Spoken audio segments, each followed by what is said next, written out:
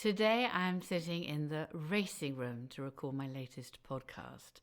So I suppose in some ways it's a den of potential sin and iniquity because it's all about gambling and horses. But I am thrilled to welcome my guest today, Tom Allen, and really happy to be sitting here with him to share some stories.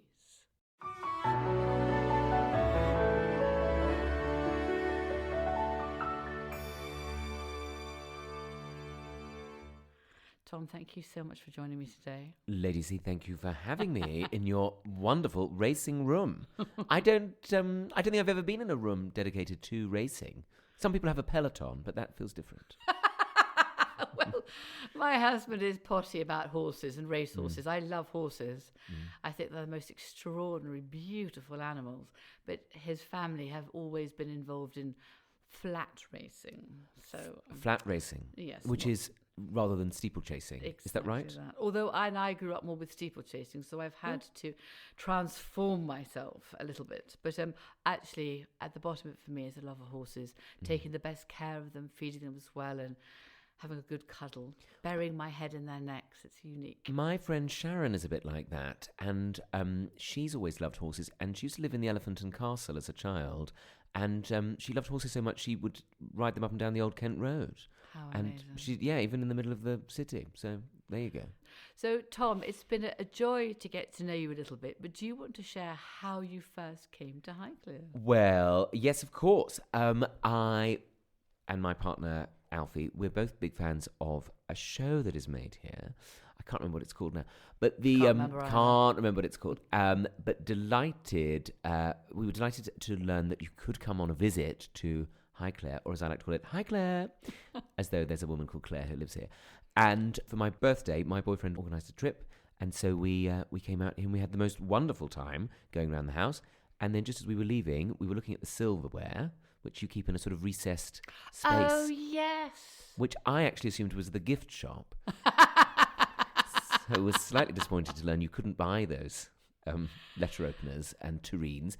And we had a lovely long chat. And I stopped because you were both so beautifully dressed. We got all done up. And I do like a hat. As a bald man, I do like a hat. So I was wearing a bowler hat, actually, which is quite equestrian, I think. A lot of people... Very equestrian, Tom. You know, I thought you'd like that. I also like a top hat, but maybe we'll come on to that. And I thought that would be too much. That would be too much for a first visit. Another time. For another time, that would be nice. And so I wore a bowler hat. But we were having a lovely time. And then we ended up chatting. And you said, well, it's all very well, but I'm supposed to be going to fix something in the Egyptian exhibition. And then we just carried on talking. And then you said, well, come on, let's go and have a gin. And so we went to the gin bar that you'd set up in the garden and stood there. It was raining, but it didn't matter. You know, that's the thing about gin. And then we had a great time. And it was the best birthday treat ever. We did. The gin cocktails are awfully good. Louis' bar is world famous now, I think. Oh, I'm sure of it. I can't remember. I probably had... There's the downstairs I'm particularly partial to, actually. You might have had his lordship, I think I had his lordships. Is it his lordships or is just his lordship? I don't know. You have to tell me, No, but never mind. who wants to I've say only S? got one of them, just the one Geordie. That's quite enough for me. But Yeah, but we had yes. a few, I think. And then when we saw that people were clearing up and that someone went around to collect the bins, we said to ourselves, we should probably leave these people. We've outstayed our welcome. But it was a lovely time. Absolutely tremendous. You're completely correct. And then you came back with your mother. I do remember because I gathered you were then coming back. So absolutely heavenly. You very kindly, yes, did say hello to us that day. And we brought both of our mums and went on another tour, which was great just to have another And go. I remember you had the picnic afternoon tea box. I do remember that bit. I remember the gin and the picnic afternoon tea box. All about food for me, isn't it? Oh, and that afternoon tea box is great. It's amazing. Absolutely sensational. And the champagne in there. Oh, game changer. Because it's half a bottle. So actually it's Enough for one each. Well, or two. It depends on who you pour it into. But it's a really nice... I developed that from COVID so that people could have an afternoon tea and go off with it without having to be... They could be 2 meters apart at that part. But actually, it's so nice. I also think, nature and trees became such a key part of our life during that time. Yes. And the ability just to go off with a box and find a lovely bench or a place to sit down and eat, I think is just some time out from quite a frightening world at the moment as well. So it was good. I couldn't agree more. Yeah, that's very true, actually. To not have it necessarily in a formal setting, a high tea, I believe it's called when you have it at a high table, but to have it out on a bench was great. And you sort of say hello to people as you walk past, as they go by. And it's really nice. Nice, yeah, very, very relaxed. And I now obviously follow you on Instagram. Well, thank God for that. Thank God I've got a follower. And all your gardening efforts, which are wonderful. Well, they are efforts, I'll say that. And I'm not maybe as successful as the Highclere estate, sure. It is a small suburban garden in Bromley. But, I have got 3 cucumbers. That's pretty good so going. That's not bad, is it? I had a 4th, but it was eaten by a squirrel. So that's very annoying. Yes, very annoying. And the slugs, of course, and the cabbage whites I've noticed as well. They get in amongst my cabbages and my Brussels sprouts. So you're expanding your garden. Oh, yeah. I think I might open a shop soon. Yeah. I've got about 8 million runner beans. They're a good one to grow, actually, because they've got a nice red flower. But I've had more success with those. But I found it more trying to grow leafy things there because they seem to get eaten. They do seem to get eaten. But I think it's very entertaining, the Instagram, when you are gardening, because you just make it so funny, but so relatable, because everything always goes wrong for everybody who ever gardens. Well, that's except perhaps on some perfect TV programme. But in real life, something's always gone wrong, or, you've forgotten to plant the seeds, or you didn't realise you had planted them. Exactly. I don't know what I've planted, and I often don't know even when I'm harvesting them. I don't know what I'm eating. And sometimes I think I could be dead. But, you take the risk, you pay your money, you take your chances. I think as well with a lot of gardening programs, yes, there's a lot of mulching, a lot of preparation that goes on throughout the year. And if you don't have that much time, then I think a lot of the time you do end up just shoving some seeds in the ground and just hoping for the best. And that's all I do. And sometimes it fails, and people seem to like that. Sometimes it works. So with your 3 cucumbers then, because the 4th was eaten, are you going to make a tzatziki, or are you going to eat them, or you could slice them and put them in a Highclere Castle cocktail? Oh, I could do that. Well, I mean, I do like a tzatziki. I have spent time in Greece. But I think probably, given that there's only the 3, I should probably just slice them with a bit of salt on them and then eat them as they are, just to sort of really make it literally a meal of them. I mean, if I had to grow my own food like in the old days, well, I'd be a lot skinnier than I am now. That's for sure. I think you'd focus on it, and I thought you'd be really, really successful. But and I think you mentioned that your house and garden are in Bromley, and that's where you actually were born and grew up. Is that right? Yes, absolutely. I grew up, in the suburbs there, and my dad was from Penge, which people always laugh at the name, but Penge, and my mum was grew up in Sydenham. And then we moved to Bromley when I was a baby, and I grew up there. And it's famously boring, Bromley. Nothing really happens there, except it is the home of where David Bowie grew up. So, is it? Yeah. That's not boring. No, Brixton always claims him, but to be honest, he was just born there, and then the family moved out to boring Bromley. And I always think it's a mark of the place that it's so boring, you have to become Ziggy Stardust to entertain yourself. And I think, as well, a lot of the punk movement started in Bromley as well. So I kind of feel like it's got its edge to it. So for those of the podcast listeners who are not from the UK, Bromley is in Kent, to the southeast of London, and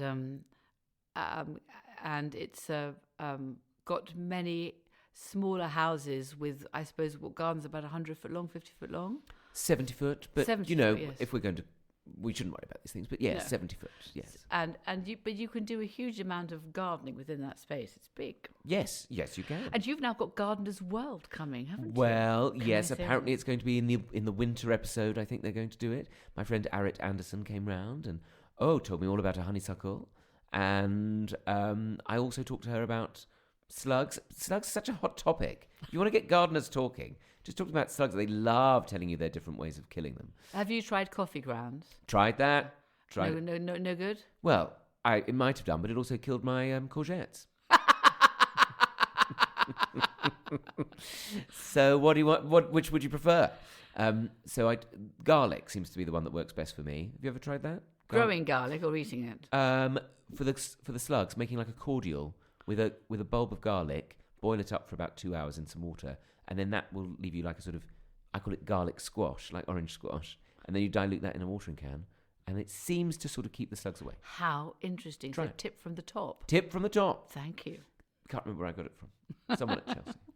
But apart from, I gather, going around the country with many successful shows, you are also obviously a world-famous celebrity on the Great British Bake Off, or the slice of that. I do an extra slice, which is the after show, and I do that with Joe Brand on Channel 4. And you've thoroughly enjoyed that? Well, I like that. I have the job mainly of going around the audience to talk to people who brought in a cake of their own. So often it's people who've travelled in with something quite exciting or quite alarming, depending on how good they are. And I make fun of them. And I'm amazed, really, that no one's punched me in the face. But there you go. And it's usually people, names like Linda, Trish, those sorts of people bring in cakes, and often they are quite odd. We had a lady last year who brought in a cake in memory of her run-over cat, and she was quite delighted with the cat cake she'd brought in, which was, to all intents and purposes, absolutely horrifying, but delicious. I think I'm beyond words. How interesting. And I also have gathered you've done Celebrity Bake Off, so food as well as gardening seems to play a big part in your life. Well, and do you know what? Having worked on Bake Off programmes, and I host another show called Cooking with the Stars with Emma Willis. I think I was thinking of that one as well. Well, that's a lot of fun, where we have lots of people, including Clodagh McKenna was one of our chefs at one point. A lot of lovely, lovely people, stars, come and compete. And what I've learned is I know absolutely nothing about cooking. I'm absolutely rubbish at it. And a bit like that with gardening. But, what is life without failure? I think we all have to fail in order to get better. But the thing is... But don't tell that to a doctor. Yes, I'm not very good at going to see doctors. And we all now Google everything that's wrong with us, don't we? So we're all our own doctors as well, which actually is quite scary and probably not very helpful. Well, when I go and see the doctor, on occasion, they do seem to look at Google quite a lot. So I don't really know. They just go, that's interesting. Okay, let me just type that into my computer. And then they just sort of read out whatever they find online. But I'm still here, so I suppose whatever they're doing is working. And I think I'm still here too, which is amazing, really. But Michael is still here. I was watching a bit on Downton Abbey, which said about the Crawleys are still here, and I started thinking, well, the Carnarvons are still here too, just. So it's all quite... every day is a bit of an effort, and we fail at many things and just try and get up again, which is nothing wrong with that. It's trying not to fall over in the same puddle every time, isn't it, really? That's a nice way of looking at it. Yes, I suppose so. When I was starting to be a stand-up, I did the circuit for about 12 or 13 years before I had any success, really. Do you know, that's just what George Clooney said in an interview. He said, Someone said, what was it like being an overnight success? And he said it was, 15 years of failure. Right, really? Yeah, well, no one talks about that. No. If it's represented in a film, it's always the montage bit. Do you know what I mean? They always do it as a montage of anybody learning a thing or growing. In the Rocky films, it's always got Eye of the Tiger or whatever over the training bit. But that's actually the real job, isn't it? So, not that I'm a boxer, but in stand-up, yes, you make lots of mistakes, and I certainly did when I turned up at gigs. And they'd be full of stag parties, and I'd come out and talk about my mum's hostess trolley. And let me tell you, those stag parties would be, they'd be absolutely furious and not laughing at all. It's always reading the room, isn't it, and trying to slightly change. But I assume now, after the learning of the 12 years, you've got enough stories that you're sharing that you can just switch some in and out, or is that too difficult to do? Oh, yeah. I mean, I found, I don't know if you find this, but the longer I've done something, the less I think about it and the better I am for that. I do think overthinking can be the enemy.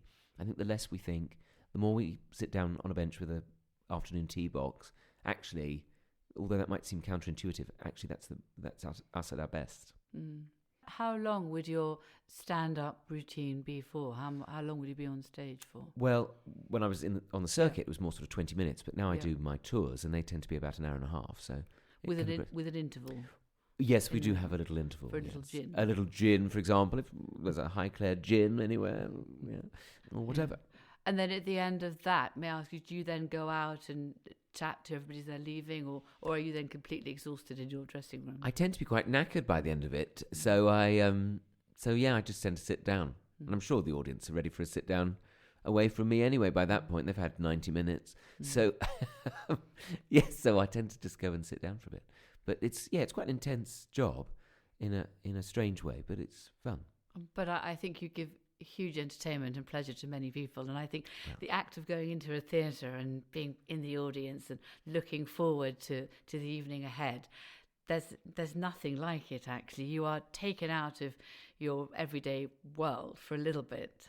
And just hearing the stories and crying with laughter is so important. Well, it's really fun. I like it as well because it's together. Everybody in the audience is there together, laughing together. And I always all ages. And all age. Yeah, I love that. And I try and find the funny in the things that bring us together, the things we can all relate to, rather than I don't like to point and laugh at anybody. Do you know what I mean? And I talk to the audience a little bit, and I'm sort of pseudo mean to them, but I always try and do it in a way that's going, imagine if I was actually this mean. Do you know what I mean? Sort of kind of making fun of the idea of being mean. And again, people laugh, and I'm always thrilled at that because, again, I think it maybe removes some of the sting of the world if you could laugh at it and laugh together. Yes, I think you leave in a better frame of mind, or I hope so, in order to take up the next challenges. I would have thought. Yeah, I think so. I remember Graham Norton giving a speech, and he said, we shouldn't give up on light entertainment because I think often we watch a lot of television that can be dramatic or very upsetting, really, very serious, and actually fun is really important because it gives us a chance to, like you say, face the difficulties of the world and face the frightening things out there. So I think it's a very serious issue, if I'm honest. And I know that you do a wonderful podcast as well, which I'm looking forward to listening to. That's very kind. Like-minded friends. We have fun doing that. Yes, my friend Susie and I. And we sort of created it as two gays, really, talking. And we did it years ago before podcasting was really a thing. And totally managed to miss the, the wave that podcasting has been on. Managed to absolutely miss that. So I think we've got about 12 listeners. We're very proud of it. We do about 8 years. I hope there'll be more listeners.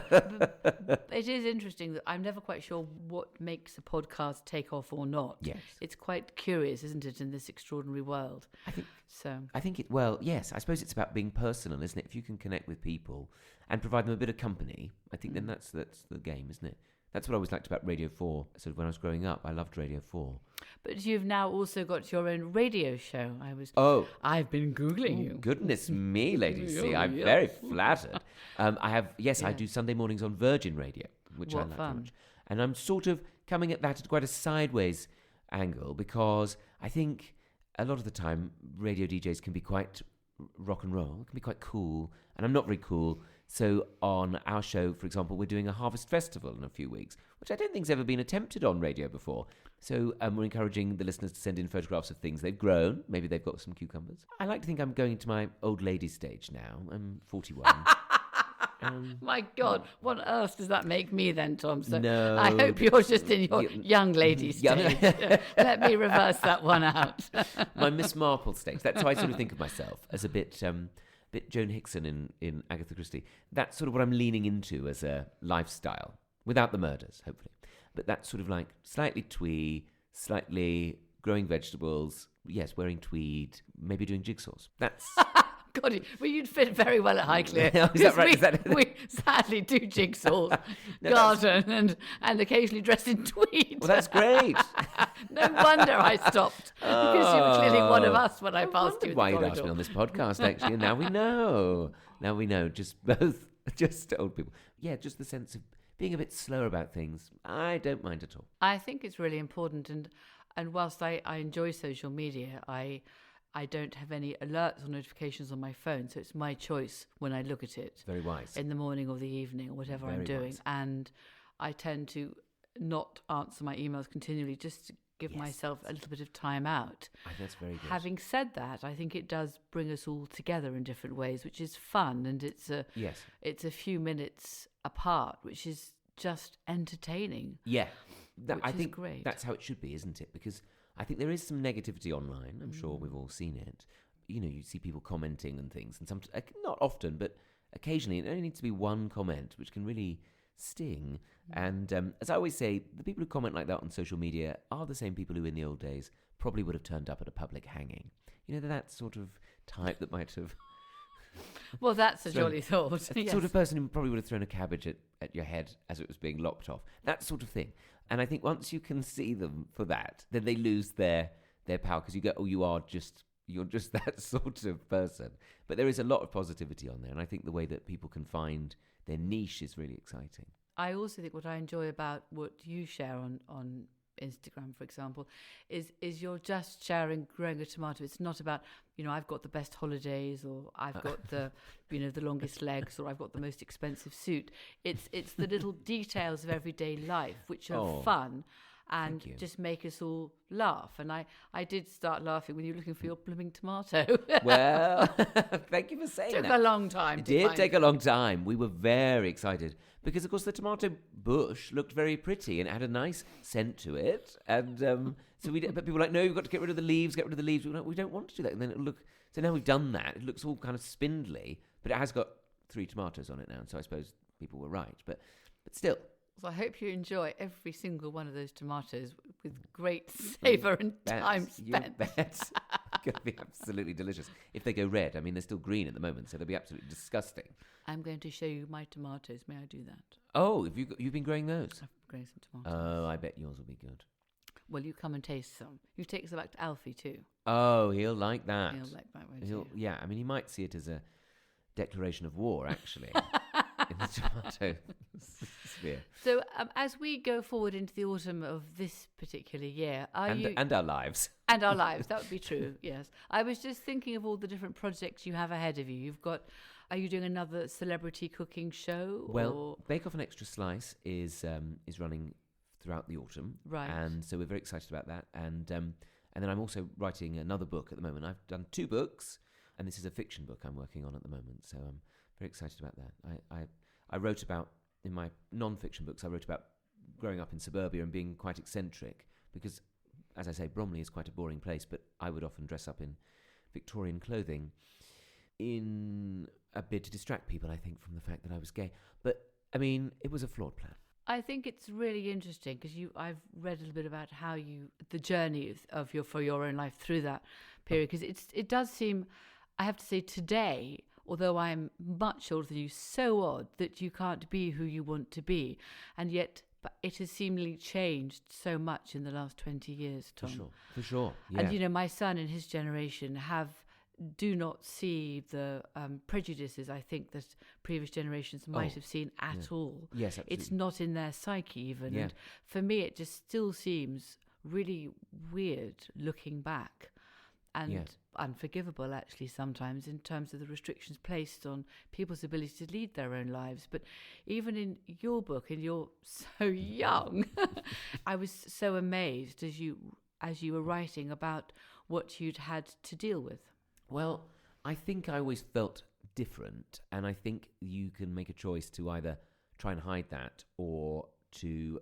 Well, I suppose, like young people say now, lean into it, and I thought I'll lean into it. I don't know why. It was quite obnoxious of me, really, at the age of about 8, to and then throughout my teenage years to just sort of go, no, I'm going to be like this. And my parents would be like, well, we don't know where we got him from. Well, I don't know what. Well, we're going out there in his top hat, and I don't know if you should wear a straw boater. It's only the supermarket, so. It was challenging, but actually, what I did learn, and especially looking back, I realised that if you do, my dad always had a saying: the world takes you at your own valuation. So if you go, this is who I am, and I like it, people go, oh, all right, well, yeah, okay. But actually, if you try and hide it and go, no, I'm just like you, when you're tap dancing down the corridors. Then people go, I don't know if you are. So I'm glad, really, that I did lean into my eccentricities because I suppose it probably stood me in better stead. Far better. I think you were authentically eccentric. I suppose so.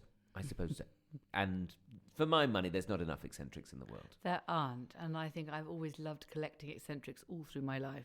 And the madder the better, because it's the colour of life. Yes. And people who aren't afraid to do what they're doing or be what they are. Yeah. And I just think that's so life-giving, actually. Yeah, I think so too, because, well, we can't all be the same, can we? And I'd never have stopped to ask to talk to you if you were dressed in a pair of corduroy chinos or something, or a pair of jeans, would I? No, I wouldn't have stopped to talk to me either. No. I wouldn't have even come here. I wouldn't have dared to come here. I love the description of leaning into who you were beginning to find you were. And obviously that was about your dressing and flamboyance and your sexuality. But how did that lead on into a career on the stage and in working men's clubs and your comedy acts? Well, again, it was sort of an act of rebellion, I suppose. I mean, my dad was a coach driver, and he was very keen for me to go to university and have a sensible job and something to rely on, something I suppose he felt he never had. So I think was very alarmed when I said, no, I want to go into showbiz. And I suppose it was when I realised I had to go into it, when I suppose I just felt like I was too eccentric to do anything else. And fundamentally I realised all the eccentricities I'd cultivated in my teenage years at a comprehensive school. I thought I'd weathered that storm and I should, well, frankly, monetize it. So I did. How did you get your first gig then? Well, I thought I wanted to be an actor, and then it turned out I was just a show-off, and I didn't really like waiting for other people to talk or finish talking so I could do my line. And so some friends of mine encouraged me to do stand-up, and I sort of thought of it as a dare, really, because I thought, well, people like me don't do stand-up. It's for blokes, like confident blokes do stand-up. So I kind of liked the idea of doing it just for a dare, and tried it, and it went quite well. And so I did a few more and went from there, really. But it took me the best part of 15 years to feel confident in it. And you began just doing it yourself, and then later on acquired an agent. Yes, that's right. I did have some management, and then to find the right management took a long time as well. But that was really, for me, instrumental to moving forward. And Flo, my manager, has been incredible to me. I mean, I think that's the thing. If you can work with people who are inspiring, then and encouraging when when it doesn't go quite so well too. Exactly. I mean, that makes all the difference, I think. And so I think all of us are naturally collaborative. We're collegiate people, aren't we? We'd like to work with other people. So it was a real game changer for me. So looking forward, how long do you think it'll take to write this novel you're writing? Well, if you ask my editor, it'll take me apparently 3 or 4 months, I think. 3 or 4 months. Oh, I'm on that one too. I've got a book to write in the next 3 months too. I can't remember who I'm quoting, but someone said, I'm writing a book, and then their friend said, oh yes, neither am I. Yes, well, I'm the neither am I as well. Yeah. It is. Yeah. You do need to get those words on a page. You just need to get it down. You. Well, that's the thing, isn't it? And again, overthinking is the enemy, I think, because the more I kind of go round in my mind with it, the less I do. Actually, if you just sit there and go, I'm going to get these words out, then you've got something you can craft into something good. Or better, anyway. Yeah. It is actually incredibly exhausting, isn't it? It's very tiring. I think you're fighting that inner critic, though. That's part of the tiringness. Yes, and I have also a book and a deadline to neither am I writing. Mm-hmm. And, I wrote what I thought was some quite good words. And when I came back to read them 2 days later, it was really rubbish, frankly. So I then did spend the next 2 hours editing what I'd written. But then that's part of the process. That's part of the process, isn't it? And then I got completely lost, and I was writing about things that were lost. It didn't really help me because I thought I was lost. That's part of it, isn't it? And it can feel like you can't see the wood for the trees when you're doing it. But actually, when you come to the other side, you go, oh, yes. It is amazing. It all fits together now. I read a thing Tom Wolfe said. He said there are days when the muse is with him and he feels like he's writing brilliantly, and the days when it feels awful and he's writing drivel. And yet when he goes back to look at both examples, he can't tell the difference. And I thought that was a good... The only thing I can say is that at certain times, sometimes of the evening, if I'm writing, because I often have my day job and then I write, I then do open a little bottle of something. I was going to say, are you pissed when you're doing that? No, not then. But having had a glass, which is wonderful, what's difficult is not to have the second glass. Yes. Which can actually affect it negatively. Yes, that's true, isn't it? Yes, I know exactly what you mean. I think, one glass, perfect. What would you go for, a wine or a brandy or both? We do have those little half bottles of champagne. Oh, yes, I've heard about those. Not particularly good. But... and I write on the top floor of the castle, and which is fine because it's remote from everybody. So if anybody wants to find me, they have to make a huge effort, Tom, to go all the way up there. Great. Do you use the sort of central turret when you say you're upstairs? Are you in that central bit? At the top No, of I'm that? not there because that's even more stairs. And I'm going to probably do that as a homage to Charles Barry. It's Oh, that's a great idea. Beautiful space. Yeah. I'd quite like to put a piano up there too. Oh, lovely. It'd be quite fun to have, mad parties, obviously. A sing-song up there. What songs would you get people to play? Well, I think like you, I quite like Noel Coward. Oh, you know I'm a fan. Noel Coward was a friend of the Sixth Earl, Geordie's grandpa. Oh, was he? And they used to go to parties together. And, Marvellous parties? I hope marvellous parties with Nina and Nana and Nell. It was in the fresh air. We went as we were. And we stayed as we were. Which was hell. Not bad. And then, be good, yes. The Sixth Earl's second wife was a celebrity at the time called Tilly Losh, who acted on stage. The beautiful woman. Yes. And very much in the 1930s milieu in London. And she then married the Sixth Earl just before the outbreak of the Second World War, because she was Austrian and Jewish and was wanting her exit route quite sensibly. So the Sixth Earl thoroughly enjoyed the theatrical world and all the extraordinary characters within it. Oh, wow. So this was one of the stately homes that he sung about? Oh, he is probably, actually. So the Sixth Earl could whistle brilliantly. So he could whistle and accompany Noel Coward playing on the piano. Oh. And there's a story about him doing that. It's such a weird story, isn't it? But Tilly Losh, his wife, thought it was most inappropriate and got very cross with him. But actually, Noel Coward and the Sixth Earl thought it was rather fun. That sounds like a fun double act. I think it's quite a fun double act. Yes, so you've got to get someone to whistle and play the piano in the turret. Yes, something like that. Oh, yeah, I'm sure we it's possible. We could just try someone singing, actually. I like the idea of whistling. And this is a very nice room, I have to say. What do you use your racing room for? Podcast with Tom Allen. You built it exclusively for my use. How kind. Finally, somebody's showing me the respect I deserve. I thought it was quite fun to showcase my husband's love of racing. And this had a suspended ceiling just above that picture rail there. Oh. And anyway, I knew it was suspended. I could tell. I'm sure you could have told. And having taken it down, look what I found. These beautiful beams. Which are now linseed oiled and oiled. And no, it's like a harvester in here. Thank you. Ready for your Harvest Festival. Oh, perfect. Which is a marvellous time of year. I used to create a harvest festival at the local church, Highclere Church. Oh, yes. And I used to go ride down there and take lots of animals in it and things like that. Quite fun. Yeah, very fun. To try and encourage people to go to churches and say, thank you for all the food. And there's a hymn of the Hampshire countryside, which goes on for about 16 verses, which is not one to forget. Well, but it's quite lilting. When I play We Plough the Fields and Scatter... That's the tune, but the words are to the Hampshire countryside. It's rather nice. So that's the same melody? It goes on for the same 16 verses. Oh, well, I should play that on the radio next time. That will get the Virgin Radio listeners engaged, for sure. Oh, I know. Oh, how nice. No, I love harvest time, actually. It's really my favourite, I think, because we've become a bit Americanized. No bad thing. I don't know if you have any American listeners. No bad thing to celebrate Halloween, but it's nice to do the other ones as well. Because I feel like everyone gets very excited about Halloween now. I don't suppose you get many trick-or-treaters up here, do you? No. They're all exhausted. So they're completely exhausted. And the front door of the castle doesn't have a way of opening it from the outside. Interestingly enough, when we did a fire practice, the firemen who we were practicing having on fire, which is a really great thing to do and hugely appreciative of the local fire team support, the firemen, when they arrived, the very good point was, there's no way of opening the castle door from outside, is there? There isn't. Well, I don't know. I've never tried. Well, there isn't, actually. There's no handle, no nothing. There's no key. Because obviously it was only opened by a butler or footman from the inside. Quite right. So it wasn't needed. That's a status symbol, isn't it? I'm going to do that. Yes, please. Get rid of my door handle.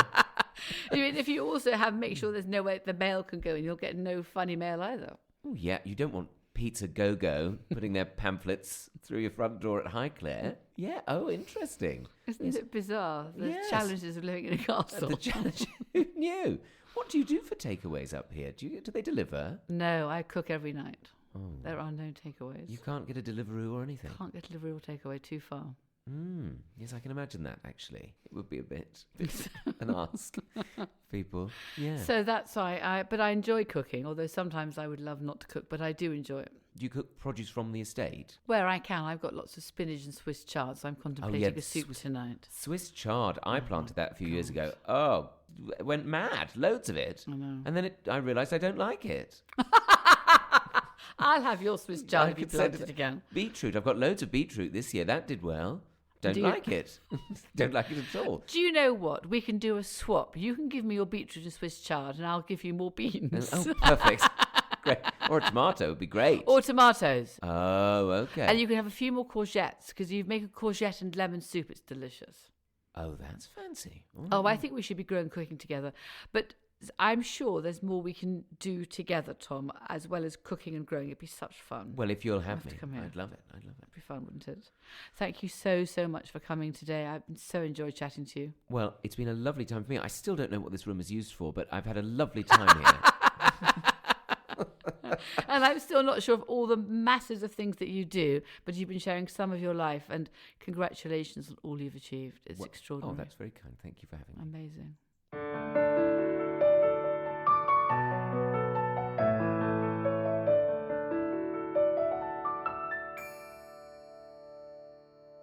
Why not join me to enjoy a plethora of fascinating topics, guests and friends from the world of Highclere Castle, the real Downton Abbey.